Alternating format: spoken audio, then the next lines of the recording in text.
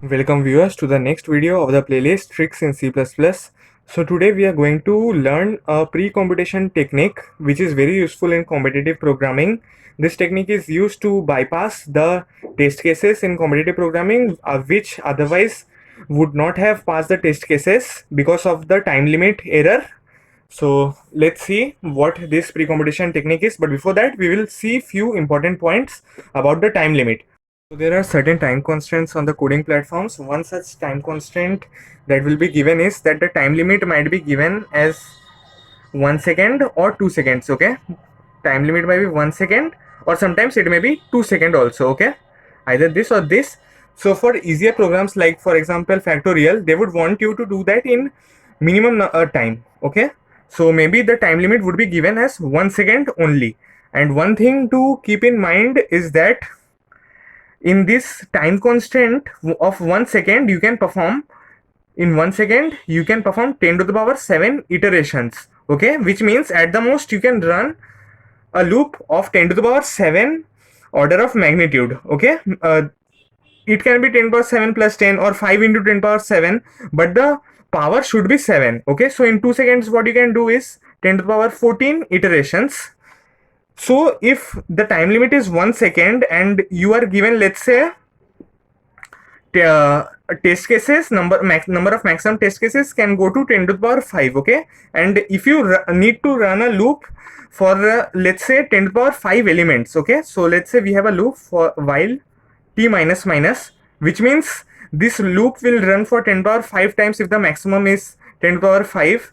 And let's say if we want a loop, okay, for int I equals to 1, I less than equals to n, and I plus plus. Okay, and int n, and then sin n, we need to take input of the number.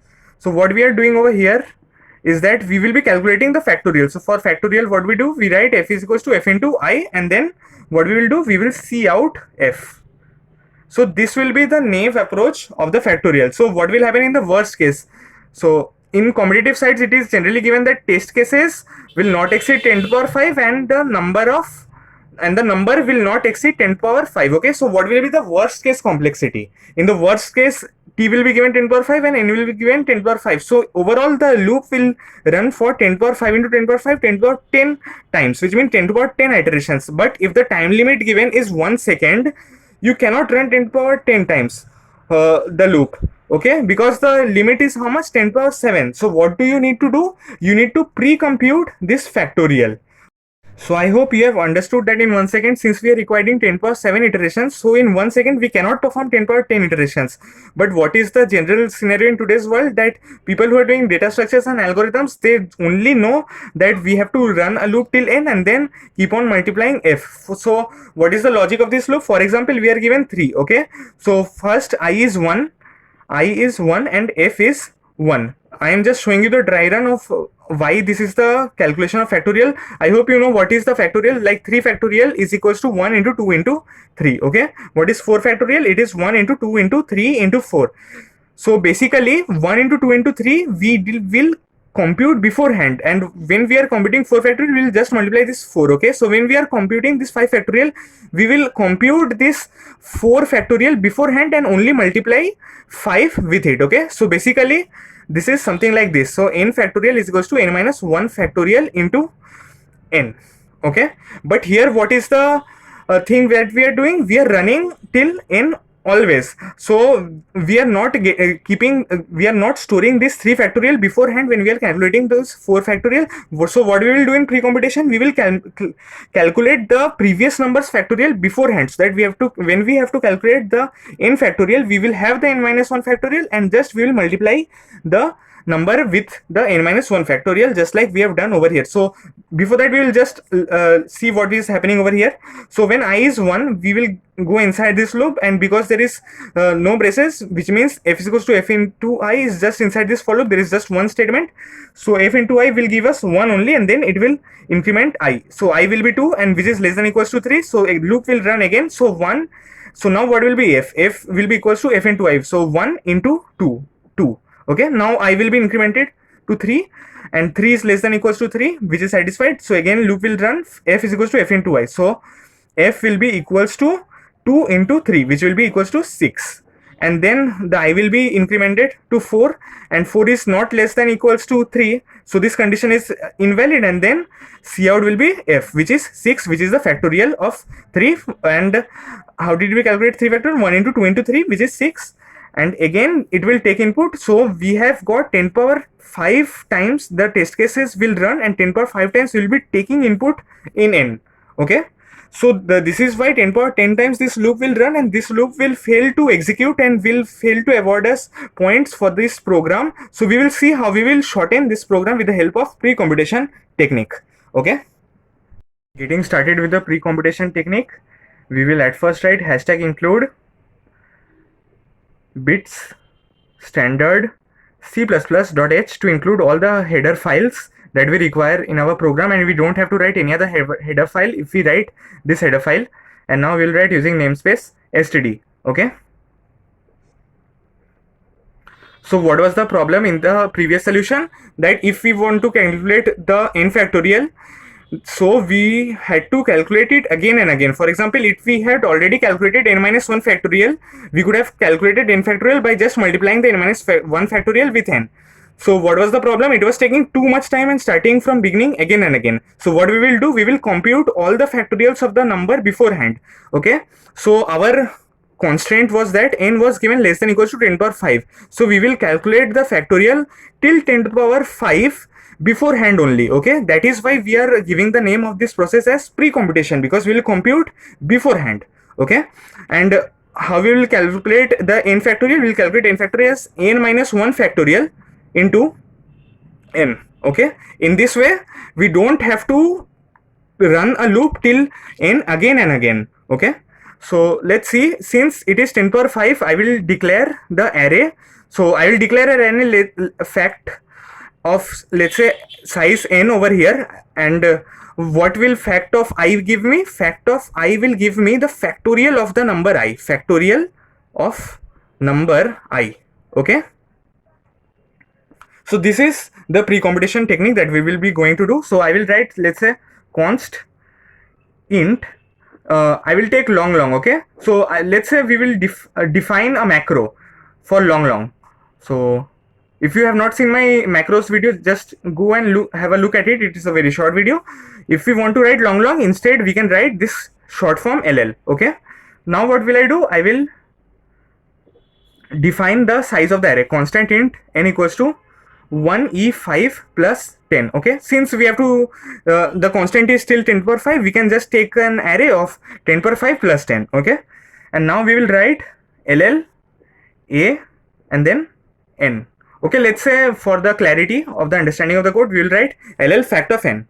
Okay, what is fact of n? It is an array of size n, and what is n? 10 power 5 plus 10. Okay, so now we will compute the factorial. So how we will do that? We will run a main loop, int main. Okay, now what we will do, we will take the number of test cases or queries. So c in t, and now what we will do, we will run the queries loop afterwards. First we will calculate the factorial and store it at the ith index. So for that, what we will do, for fact of 0 and fact of 1, I will assign the value as 1. Why 1? Because 1 factorial is 1 into 1, and 0 factorial is also taken as 1. Okay, so how to understand that 0 factorial is 1 or something else? You can say something like that: 6 factorial is equals to 7 factorial by 7. Similarly, what is 2 factorial? It is 3 factorial by 3. So what is 0 factorial? It is 1 factorial by 1. Okay, this is one basic way of understanding. And why I am taking fact of 0 equals to fact of 1 equals to 1? Because fact of 0 means 0 factorial will give us 1. What is fact of 1? It is 1 factorial equals to 1. So now what we will do, we will run a loop from int I equals to 2 and I less than capital N. Okay, this n, and our maximum constant was given as 10 power 5. So we will run a loop till n and calculate all the factorials till that, so that whatever factorial we ask, we will just write fact of n and give the output. So what we will do, fact of I is equals to fact of I minus 1 into I. Okay, what is factor of I? The factorial of the number. And what is factorial of I minus 1? Factorial of the previous number. And what is I? It is that number itself. Okay, so what is factor? Let's say I is 6. Okay, so what is factor of 5? 6 factorial is equals to factor of I minus 1, which means 5 factorial into the number itself, which is 6. So in this way, we'll calculate all the factorials of the number till 10 to the power 5. Okay, so now let's see how we will run the loop. While t minus minus, we had taken the input in the of the number of test cases beforehand, and now what we will do, we will take input in n. Okay, let's say we have a small n and we take input in it. Now what we will do, we will simply run we don't need to run a loop because we already have the factorial calculated at the fact of I. So whatever will be the value of n, for example, if the value of n is 0, so we will write fact of n and we will get the output, because fact of n, fact of 0 we have already declared that as 1, we have assigned the value as 1, so we'll get the output. So what will be our output? We will just simply see out fact of, and then what, end, fact of n, and then end l. So so now can you see the program has been greatly reduced. So our, what was the constant of t? It was less than equals to 10 power 5. So now how many times this loop is running? 10 to the power 5 times. But what was happening in the previous case?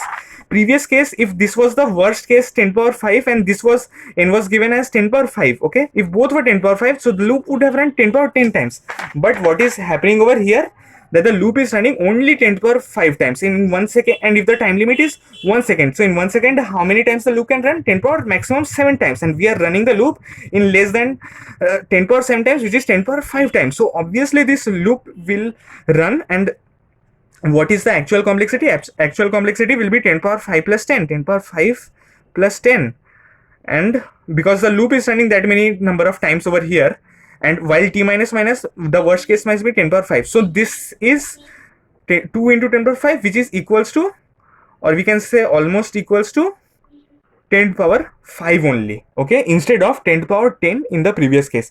So this is how the pre-computation techniques works, where we pre-calculate the factorial, so we don't have to calculate it again and again, and this shortens our program in just the way I have explained. So I hope you have learned some new concept from this video. Thanks for watching.